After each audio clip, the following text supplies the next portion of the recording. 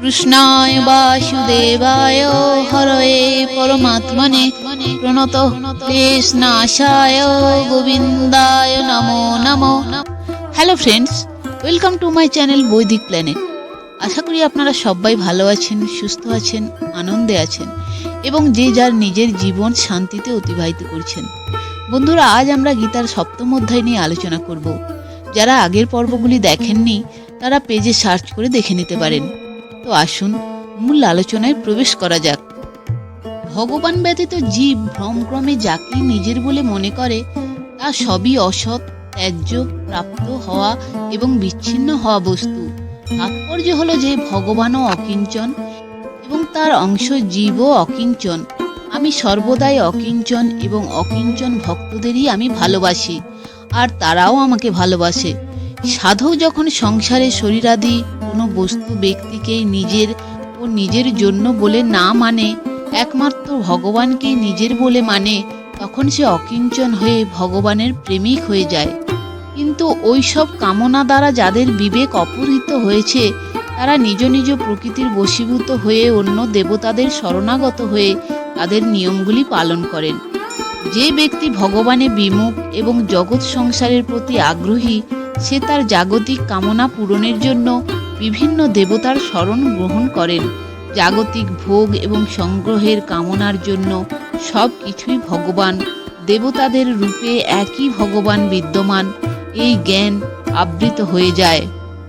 যে যে ভক্ত যে যে দেবতার শ্রদ্ধাপূর্বক পূজা করতে ইচ্ছুক, আমি সেই দেবতার প্রতি তার ভক্তি অচলা করে দিই। অর্থাৎ জগতে প্রায়শ দেখা যায় যে মানুষ অন্য মানুষকে তার দিকে আনতে চায়, যাতে সে আমার ওপর শ্রদ্ধা রাখে, আমার শিষ্য হয়, আমাকে সম্মান করে, আমার সম্প্রদায়কে মানে, আমার আদেশ মানে ইত্যাদি। কিন্তু সবার ঊর্ধ্বে হয়েও এসব ভগবানের স্বভাবে নেই। যে ব্যক্তি যার প্রতি আগ্রহী, ভগবান তাকে সেইখানেই যেতে দেন। এ হলো ভগবানের পক্ষপাত রহিত স্বভাব। ওই শ্রদ্ধাযুক্ত হয়ে সেই ব্যক্তি ওই দেবতার উপাসনা করে এবং তার কামনার পূরণও হয়। কিন্তু সেই কামনা পূর্তি আমা কর্তৃকই বিহিত হয়ে থাকে। অর্থাৎ ভগবানই মানুষের শ্রদ্ধাকে তার ইচ্ছানুসারে অন্য দেবতাতে দৃঢ় করে দেন এবং তিনিই অন্য দেবতার মাধ্যমে মানুষের কামনা পূরণ করেন। এ হলো ভগবানের উদারতা। কিন্তু মানুষ মনে করে অন্য দেবতার উপাসনায় আমার কামনা পূরণ হয়েছে।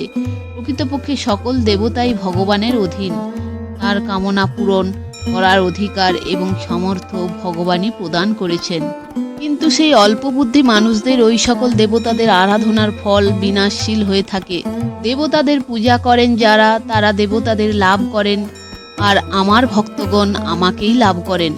অর্থাৎ যেসব ব্যক্তি সকাম ভাব রাখে এবং দেবতাদের ভগবানের থেকে পৃথক বলে মনে করে, তারা বিনাশশীল ফল প্রাপ্ত করে। জীবিতাবস্থায় বা মৃত্যুর পর তারা যে পদার্থ, লোক ইত্যাদি প্রাপ্ত করে, সেগুলি সবই বিনাশশীল। এরূপ ব্যক্তিরা নিজেদের যতই বুদ্ধিমান বলে মনে করুক, বাস্তবে তারা অল্প বুদ্ধি সম্পন্ন। অল্প বুদ্ধি ব্যক্তিগণ আমার সর্বোৎকৃষ্ট পরম ভাব না জেনে অব্যক্ত আমাকে, সচ্চিদানন্দময় পরমাত্মাকে মানুষের ন্যায় শরীর ধারণকারী বলে মনে করে থাকে। অর্থাৎ সকাম ভাবের দ্বারা দেবতাদের উপাসনাকারী মানুষ ভগবানকে সাধারণ মানুষের ন্যায় জন্ম মৃত্যুর বন্ধনে আবদ্ধ বলে মনে করে।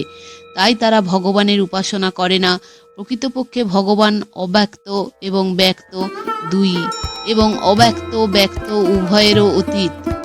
যেসব মূঢ় ব্যক্তি আমাকে অজ এবং অবিনাশী রূপে যথার্থভাবে জানে না, যোগমায়ার সমাবৃত্ত থেকে আমি তাদের সামনে প্রকাশিত হই না। অর্থাৎ ভগবান অবতার রূপে সকলের সামনে প্রকটিত হলেও মূঢ় ব্যক্তিরা তাকে ভগবত রূপে না দেখে মনুষ্য রূপেই দেখে থাকে। মানুষ নিজের নিজের ভাব অনুসারে যোগমায়ায় আবৃত ভগবানকে সেই রূপেই দেখে থাকে। ভগবান অলৌকিক হয়েও যোগমায়াতে আবৃত থাকায় লৌকিক রূপে প্রতীত হন। হে অর্জুন, যারা অতীতে হয়েছে, বর্তমানে হচ্ছে এবং ভবিষ্যতে হবে, সেই সকল প্রাণীকে আমি জানি, কিন্তু আমাকে কেউই জানে না। অর্থাৎ ভগবানের দৃষ্টিতে অতীত, বর্তমান, ভবিষ্যৎকালের পার্থক্য নেই। কালের অস্তিত্ব জীবের দৃষ্টিতে। তাই আমাদের বোঝাবার জন্য ভগবান 3 কালের কথা বলেছেন। অর্থাৎ অতীত, বর্তমান, ভবিষ্যতের সকল জীব নিরন্তর ভগবানের দৃষ্টিতে বিরাজমান। হে ভরতবংশোদ্ভব পরন্তপ, ইচ্ছা এবং দেশ হতে উৎপন্ন দ্বন্দ্ব মোহ দ্বারা মোহিত সমস্ত প্রাণী অনাদিকাল থেকে জগতে হতজ্ঞান অর্থাৎ জন্ম মৃত্যু প্রাপ্ত হয়ে থাকে। অর্থাৎ রাগ দেশ রূপ দ্বন্দ্ব দ্বারাই সংসারের সম্বন্ধ দৃঢ় হয় এবং মানুষ পরমাত্মা থেকে বিমুখ হয়ে যায়। সুতরাং মানুষের প্রবৃত্তি ও নিবৃত্তি রাগ দেশপূর্বক হওয়া উচিত নয়। কিন্তু যে পূর্ণ কর্মা ব্যক্তিদের পাপ বিনষ্ট হয়েছে, সেই দ্বন্দ্ব মোহরহিত দৃঢ়ব্রত ব্যক্তিগণ আমার ভজনা করেন। অর্থাৎ রাগ দেশ রহিত হলে মানুষ পরমাত্মার সম্মুখীন হয়, পরমাত্মার সম্মুখীন হলে পাপ নষ্ট হয়ে যায়। যতক্ষণ মানুষের মধ্যে রাগ দেশ থাকে ততক্ষণ সে সর্বতোভাবে ভগবানের সম্মুখীন হতে পারে না। যতটুকু অংশে তার সংসারের প্রতি রাগ থাকে ততটুকু অংশে পরমাত্মার প্রতি তার দেশ থাকে। বৃদ্ধাবস্থায় এবং মরণ থেকে মুক্তি পাবার জন্য যারা আমার শরণাগত হয়ে প্রযত্ন করেন, তাঁরা সেই ব্রহ্ম সমগ্র আধ্যাত্ম বিষয় এবং সম্পূর্ণ কর্মতত্ত্ব অবগত হন। যেসব মানুষ অধিভূত, অধিদৈব এবং অধিযোগ্য সহ আমাকে জানেন, আমাতে যুক্ত চিত্ত, সেই সকল মানুষ মৃত্যুকালেও আমাকে জানতে পারেন, অর্থাৎ আমাকেই প্রাপ্ত হন। অর্থাৎ যদিও কর্মযোগী এবং জ্ঞানযোগী জন্ম মৃত্যু থেকে মুক্তি লাভ করে, কিন্তু শরণাগত ভক্ত জন্ম মৃত্যু থেকে মুক্তি লাভের সঙ্গে ভগবানের সমগ্র রূপও জেনে যায়। ব্রহ্ম, আধ্যাত্ম, কর্ম, অধিভূত, অধিদৈব, অধিযোগ্য এগুলি ভগবানের সমগ্র রূপ। এগুলিকে ভগবান দুভাগে ভাগ করেছেন, ব্রহ্ম, কৃতস্ন, অধ্যাত্ম এবং অখিল কর্ম। এগুলি জ্ঞানের বিভাগ, যাতে নির্গুণের প্রাধান্য থাকে। অধিভূত, অধিদৈব ও অধিযোগ্য এটি হলো বিজ্ঞানের বিভাগ, যাতে সগুণের প্রাধান্য থাকে। যাদের মধ্যে ভক্তির সংস্কার থাকে অথচ যারা জরা মরণ রূপ সাংসারিক দুঃখ থেকে মুক্তি পেতে চায়, এরূপ সাধকরা ভগবানের শরণ নিয়ে জ্ঞান যোগের সাধনা করে। তাদের অর্থাৎ ব্রহ্ম সম্পূর্ণ আধ্যাত্ম এবং অখিল কর্মের জ্ঞান হয়ে যায় এবং পরিণামে তারা জরা মরণ থেকে মুক্ত হয়ে যায়। কিন্তু যারা ভগবানকে পেতে চায়, সেরূপ ভক্তেরা ভক্তিযোগের সাধনা করেন। তারা অধিযোগ্য সহ ব্রহ্মকে, অধিদৈব সহ সমস্ত আধ্যাত্মকে এবং অধিভূত সহ সমস্ত অখিল কর্মকে জেনে যায় এবং ফলস্বরূপ জরা মরণ থেকে মুক্তির সঙ্গে সঙ্গে তারা সমগ্র রূপ ভগবানের জ্ঞানও লাভ করে। এই রূপ বিজ্ঞান সহ জ্ঞানের অর্থাৎ ভগবানের সমগ্র রূপ অনুভূত হলে তাদের দৃষ্টিতে এক ভগবান ব্যতীত অন্য কারো স্বতন্ত্র সত্তা থাকে না। সুতরাং অন্তকালে তারা ভগবানকেই লাভ করে, কারণ অন্তকালে তারা যা চিন্তা করে তা ভগবানের চিন্তাই হয়। বিজ্ঞান সহ জ্ঞানের অর্থাৎ ভগবানের সমগ্র রূপের বর্ণনা করার তাৎপর্য হলো এই যে, জড়চেতন, সৎ, অসৎ, পরা, অপরা, ক্ষেত্র, ক্ষেত্রজ্ঞ, ক্ষর, অক্ষর ইত্যাদি যা কিছু আছে সে সবই ভগবানেরই স্বরূপ।